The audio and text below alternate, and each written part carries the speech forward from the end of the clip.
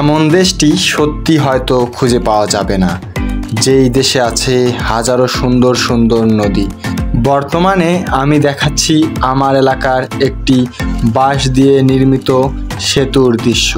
সত্যি বলতে এই সেতুটা এতটা ইউনিক যে প্রত্যেক দিন বিকেলবেলায় আশেপাশের এলাকা থেকে লোকজন ছুটে আসছেন ছবি তুলবেন বলে। সত্যিই দেখুন আপনারা সেতুটা কতটা ইউনিক এবং কতটা অসাধারণভাবে নির্মাণ করা হয়েছে নদীর উপরে।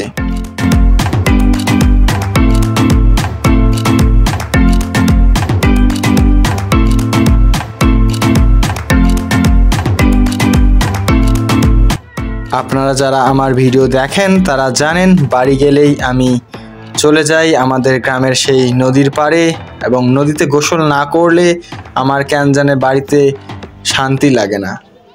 আমি যখনই গ্রামের বাড়ি যাই তখনই ডেফিনেটলি আমি নদীতে যাব এবং গোসল করব। এটা আমার নিত্যদিনকার রুটিন, এবং নদীতে গোসল করার একটা মজাই আলাদা।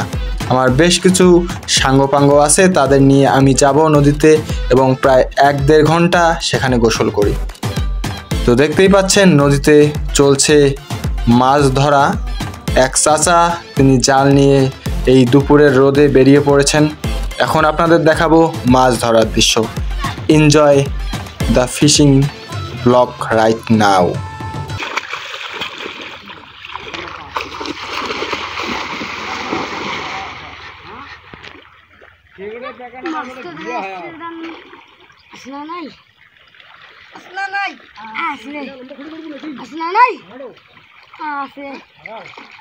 কি করা যায়?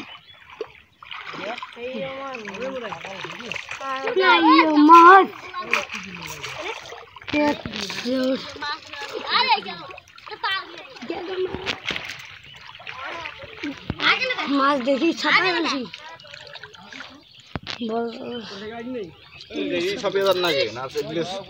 বেশি একটাও নাই।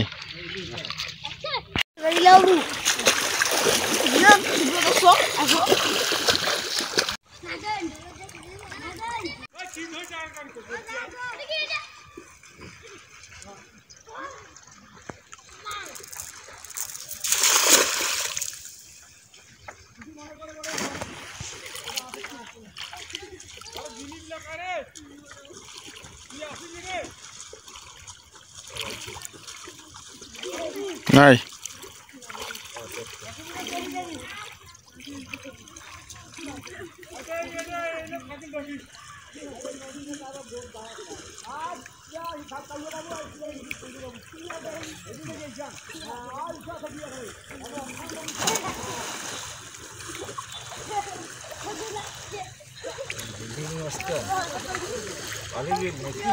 ওঠাও ওখানে তাহলে বুঝে যাচ্ছে।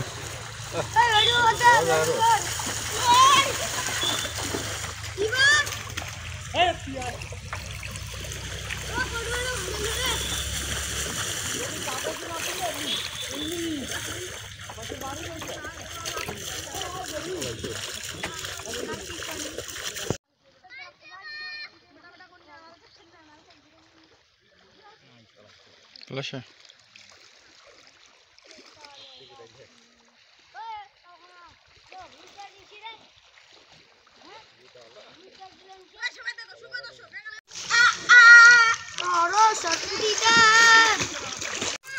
হোটেল পাওয়া যাবে না? সরো সরো সরো হিরন।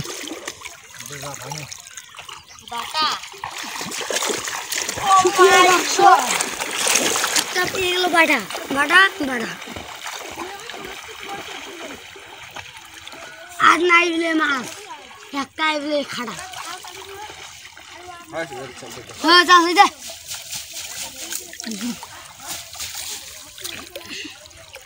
ওখান থেকে একটা মাছ গেল রে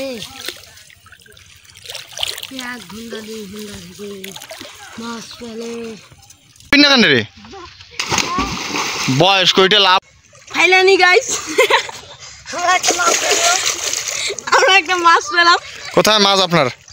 এই দেখুন মাছটা দর্শককে ভালো করে দেখান। ও মাই গড দাড়ি ওকে ওকে, থ্যাংক ইউ।